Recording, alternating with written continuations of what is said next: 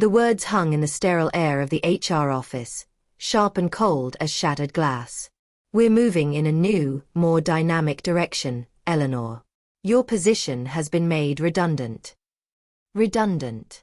At 62, after 30 years of pouring my heart and soul into this company, I was being called redundant by a 28-year-old CEO in a hoodie. They thought they were just deleting a line item from a budget. They had no idea they were deleting the one person who held the digital keys to the entire kingdom. They fired me for being old, but in their youthful arrogance, they forgot one tiny, critical detail: the master password. This is a story about how a lifetime of experience became the ultimate weapon. If you believe that karma is best served digitally, subscribe now and hit the notification bell, because you don't want to miss a single line of this code. Part 1.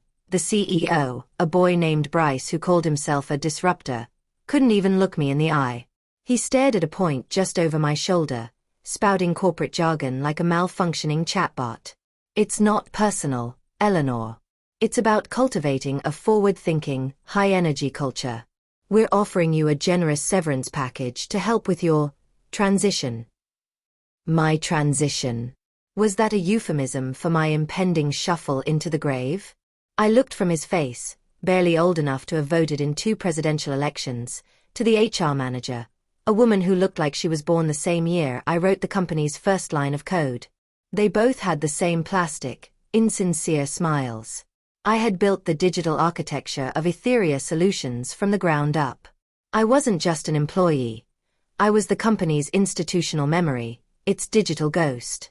I designed the servers, the security protocols, the proprietary software that was the lifeblood of our entire operation. In the early days, it was just me and the founder, David, working out of his garage. He had the vision, I had the technical skill. We were partners.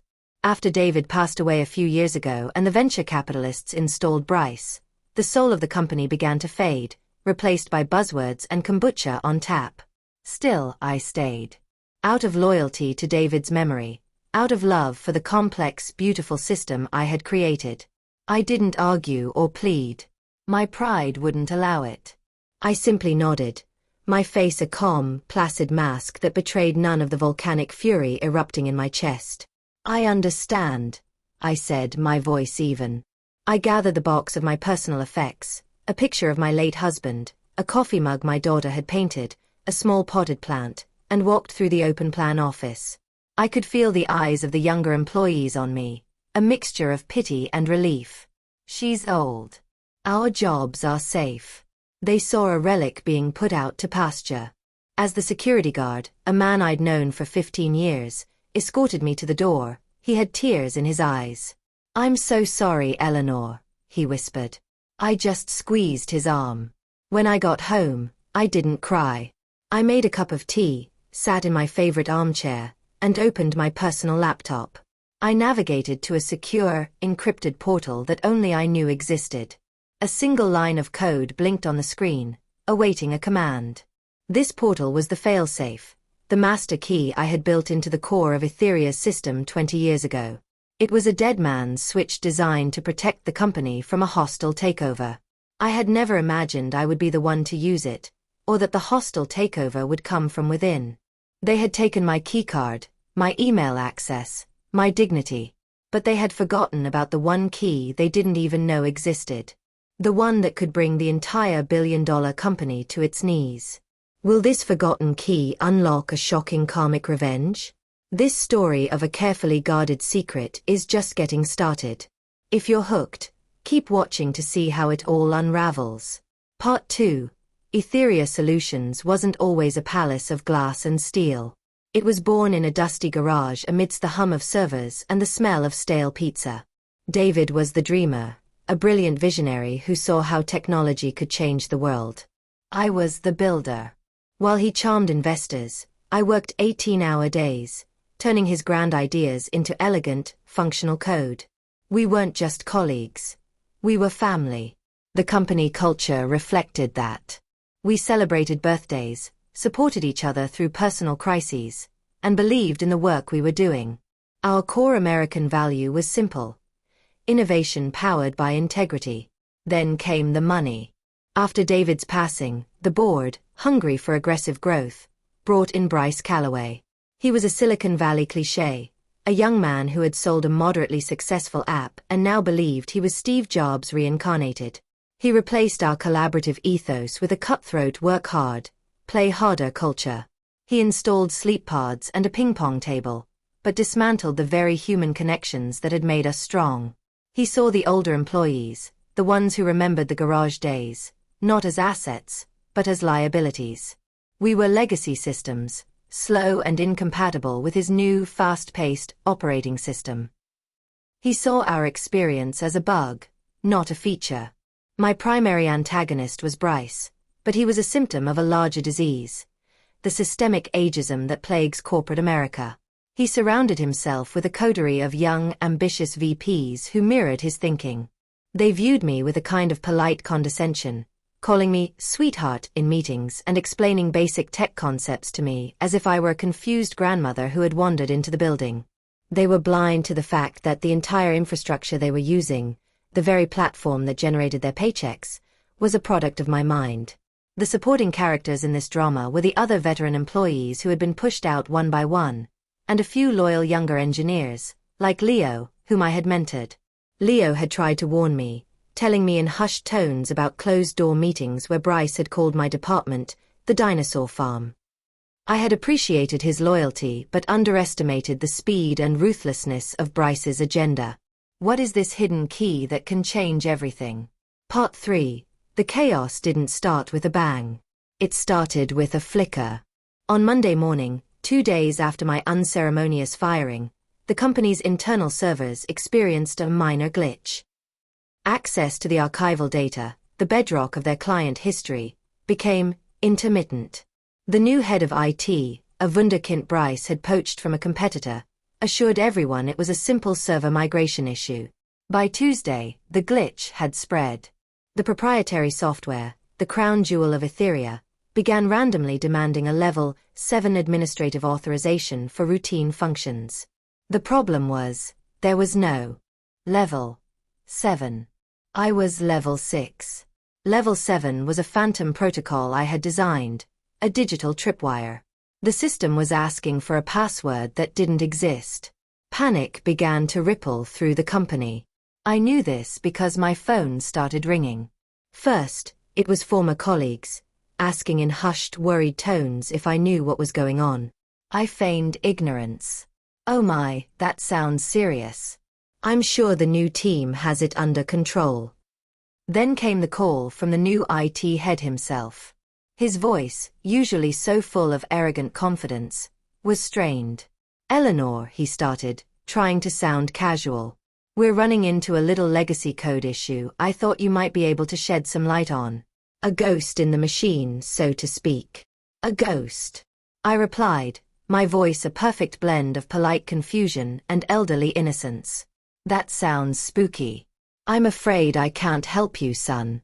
As per my termination agreement, I'm not authorized to access or discuss Etheria's systems. You wouldn't want me to violate my severance agreement, would you? I could practically hear his teeth grinding. The conflict was escalating. The digital fortress I had built was holding strong, and they were beginning to realize that the person they had thrown out was the only one with a key. Every polite no I gave was another brick in the wall they were running into at full speed. They had fired the gatekeeper, and now they were locked out of their own castle. The obstacle wasn't a bug in the system. The obstacle was the system itself, doing exactly what I had designed it to do: protect itself from unauthorized, incompetent leadership. Will a secret from the past turn the tables?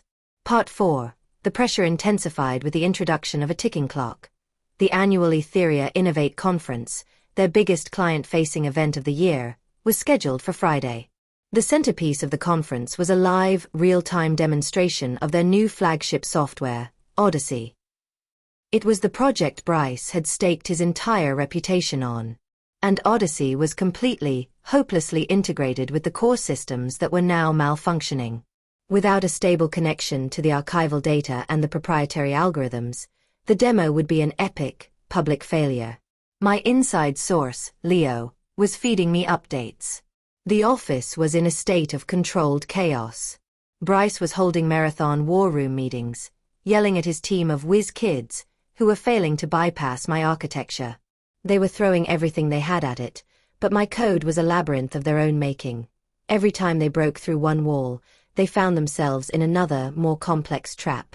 The complexity deepened because this wasn't just about a password. My system was designed to recognize and reject brute force. The more they tried to hack their way in, the more the system locked itself down, purging data caches and rerouting permissions in a beautiful, self-healing cascade of defiance. The subplot involving Leo became crucial. He wasn't just giving me information. He was my moral compass.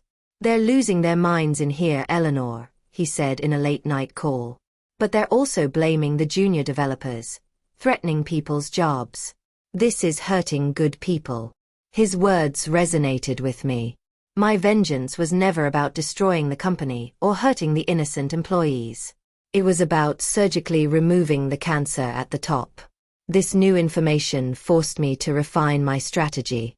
I couldn't just let the system crash and burn. I had to control the demolition, ensuring the fallout hit only the intended targets. The pressure was now on me as well. I had to time my next move perfectly to save the company from the very man who was supposed to be leading it. But will the next event shock everyone? Part 5. Friday morning. The day of the conference. Leo sent me a one-word text, "Showtime." I imagined the scene. The convention hall filled with clients, investors, and tech journalists. The stage lights warming up. And backstage, a meltdown of epic proportions. At precisely 9:15 a.m., 15 minutes before Bryce was scheduled to take the stage for his keynote address, my phone rang. The caller ID simply said, "Bryce Calloway." I let it ring 3 times before answering, my voice calm and pleasant. "Hello, Eleanor." His voice was a raw nerve of pure, unadulterated panic. The arrogant CEO was gone, replaced by a terrified young man. "Eleanor, you have to help us. The Odyssey demo. It's completely dark. The system is offline. We're facing a catastrophe." "Oh dear," I said, with the same tone I might use for a spilled glass of milk. "That sounds terribly stressful." "Don't play games with me," he yelled, then immediately reined himself in. I could hear the desperation in his breathing.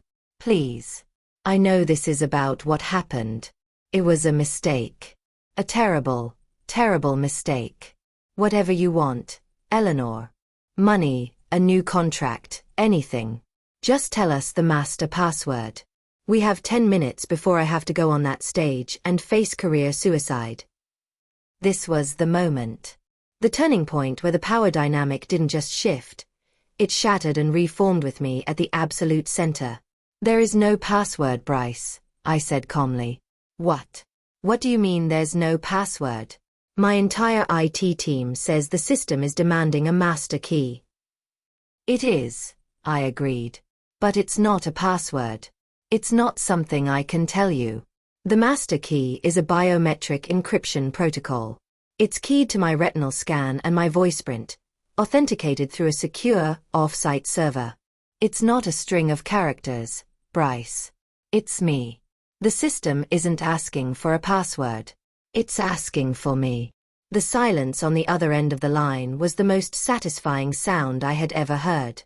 It was the sound of a god king realizing he was just a mortal. The sound of a disruptor, being completely and utterly disrupted. He didn't just need my knowledge. He needed my physical presence. He had fired the ghost from the machine, and now he needed that ghost to come back and save him. "Get a car," I said, my voice hardening. "Send it to my address. And Bryce, you will meet me at the service entrance. We wouldn't want to cause a scene. How will this shocking secret change their lives forever?" This jaw-dropping twist has you hooked? Subscribe for more stories of karma that prove you should never underestimate experience. Part 6. A black town car screeched to a halt in front of my house less than 20 minutes later. The ride to the convention center was silent.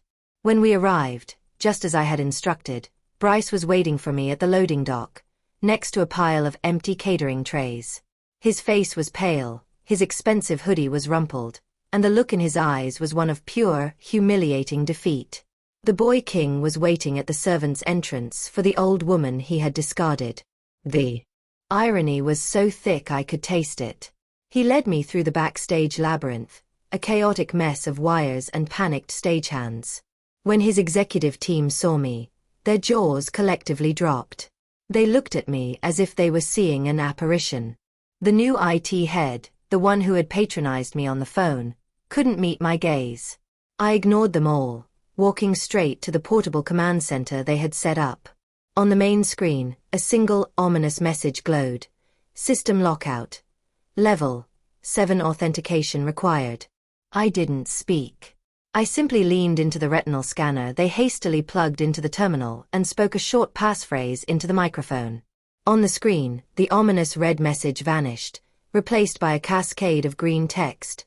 Authentication confirmed. Welcome back. Vance. All systems nominal. A collective sigh of relief went through the room. The Odyssey demo software flickered to life, its elegant user interface appearing on the monitors just as the announcer on stage was introducing Bryce. The immediate consequence was a complete inversion of the power structure. Bryce had to go on that stage and deliver his keynote, knowing that the only reason he wasn't being booed off was because of me. The entire executive team, the ones who had silently endorsed my firing, now knew that their careers had been saved by the very person they deemed obsolete. My vengeance wasn't loud or explosive. It was a silent, technical coup d'état. The reaction was a mixture of awe from the tech team and pure, unadulterated terror from the executives. They no longer saw a redundant, old woman. They saw a person who held their entire world in the palm of her hand. Will she overcome this new challenge? Part 7.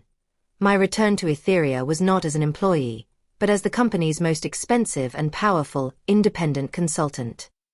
My contract, which Bryce signed without even reading in his desperation, gave me unprecedented authority.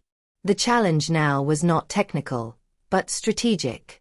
My growth in this chapter was about moving beyond the initial, satisfying act of vengeance and embracing the role of a true leader. I wasn't there just to gloat.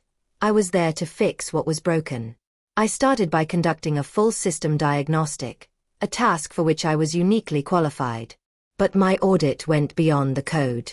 I began to look at the human systems Bryce had put in place. I interviewed the junior developers he had been scapegoating, the veteran salespeople he had sidelined, the administrative staff he had ignored. I discovered a company rotting from the inside out, plagued by low morale, inefficient workflows, and a culture of fear. My purpose transformed. This was no longer just about teaching Bryce a lesson. It was about saving David's company. My transformation was visible in my actions. I didn't sit in a corner office. I walked the floors. I used my newfound authority to halt 3 of Bryce's most idiotic and expensive vanity projects, presenting the board with data that showed they were a massive drain on resources with no clear path to profitability. I reinstated 2 of the experienced senior engineers Bryce had fired, and their return was a huge morale boost for the entire department. Bryce was forced to watch, a powerless figurehead, as I systematically dismantled his toxic legacy and began to restore the company's core values. He had tried to put me out to pasture, but I had returned as the shepherd, and I was now separating the sheep from the wolves. The arc of my own character was completing. I had moved from a hurt victim to a vengeful ghost in the machine, and now, finally, to the company's rightful guardian. But what awaits her in the next confrontation? Part 8.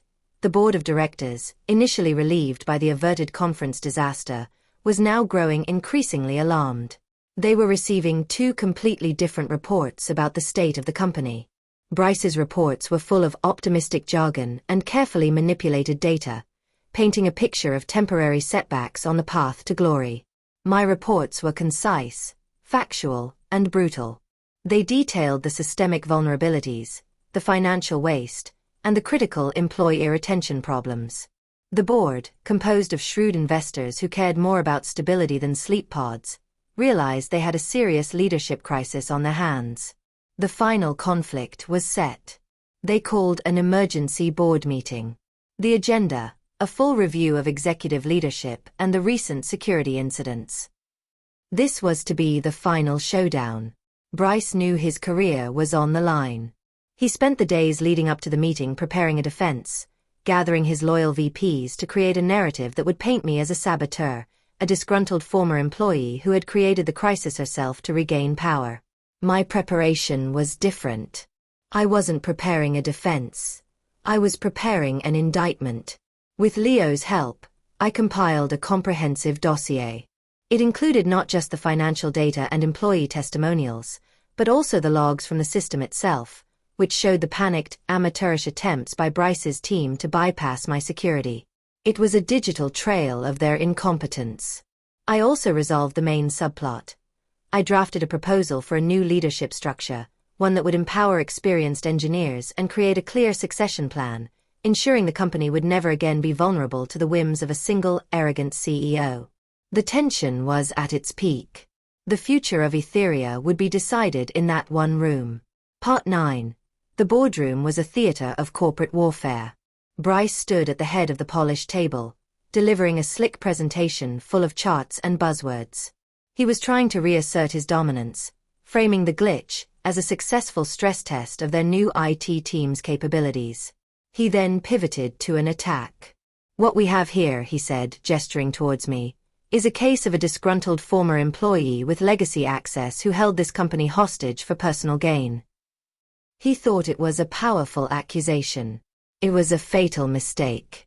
When it was my turn, I didn't use a PowerPoint. I simply had Samuel Henderson, David's old lawyer and a trustee of his estate, join the meeting via video call. "Ladies and gentlemen of the board," I began, "Bryce is correct about one thing. This was about legacy. David's legacy." I then laid out my findings, calmly and factually. I presented the data on employee turnover, the millions wasted on Bryce's pet projects, the decline in product quality. Then, I addressed the hostage situation. The security protocol that was triggered was not an act of sabotage, I explained. It's called the Guardian Protocol. I designed it with David 20 years ago. It is a dormant feature of the system's core architecture, designed to activate only under specific conditions of gross mismanagement that threaten the company's integrity. It is not keyed to me out of vanity. It is keyed to me because David's last directive in his technical will stated that I was the only person he trusted to be the system's final guardian. Samuel Henderson confirmed it. He read from David's technical will, a document the board had never seen. The revelation was a thunderclap. My actions were not vengeance. They were the execution of the founder's final wishes. Bryce's face went from pale to ghostly white. He hadn't just fired an old employee. He had violated the sacred last will of the company's creator. The climax was not a vote on my fate, but on his. The board's decision was swift and unanimous. Bryce Calloway was terminated, effective immediately. Then, the chairman of the board turned to me. "Eleanor," he said, his voice filled with a respect I had not heard in years. "It seems we have been guilty of gross mismanagement ourselves. We would like to offer you the position of interim CEO, to guide this company back to the principles on which it was founded." My transformation was complete. The vengeance was not just personal. It was a restoration of order, a fulfillment of a promise to my old friend. But how will this change their future? Part 10. My tenure as interim CEO became permanent 6 months later. The changes at Etheria were profound. The ping-pong table and sleep pods were replaced with better healthcare benefits and a robust mentorship program. I rehired several of the experienced engineers Bryce had cast aside, creating a new innovation council that blended their veteran wisdom with the energy of our younger talent. Leo became the new head of IT, a position he had earned through loyalty and skill. The company culture began to heal. The fear and uncertainty were replaced by a renewed sense of purpose. We focused on our products, our clients, and our people. The stock price, which had been volatile under Bryce, stabilized and began a steady climb. The long-term consequence of my vengeance was not destruction, but a radical, necessary course correction. I had saved the company from itself. My own life changed as well. I found a new energy, a new passion for the work. I was no longer a ghost in the machine, but its heart, its mind, and its soul. I never saw Bryce again, though I heard he had failed to launch another startup and was last seen consulting. He had become what he had accused me of being, redundant. The emotional resolution was not in his failure, but in my success, and in the thriving, healthy company that stood as a testament to the idea that experience is not a liability, but the most valuable asset of all. One evening, I walked through the quiet office. I saw a group of young female engineers huddled around a monitor, working late on a difficult problem. I walked over, not as the CEO, but as an old coder. I looked at their work, pointed to a single line, and said, "Try refactoring that loop. Your efficiency will triple." They looked at me with awe, then back at the screen as the solution clicked into place. My legacy wasn't in a password. It was in the knowledge I could now pass on to the next generation. Ageism in the workplace is a reality many face, where decades of experience are dismissed in favor of the next new thing. This story is a powerful reminder that wisdom and knowledge are timeless. The most valuable assets of any organization are often the people who built it. Have you ever seen a moment where experience triumphed over arrogance? Has your value ever been underestimated? Share your story in the comments below. We believe in the power of shared experiences. If this story resonated with you, please like and subscribe for more tales of karmic justice.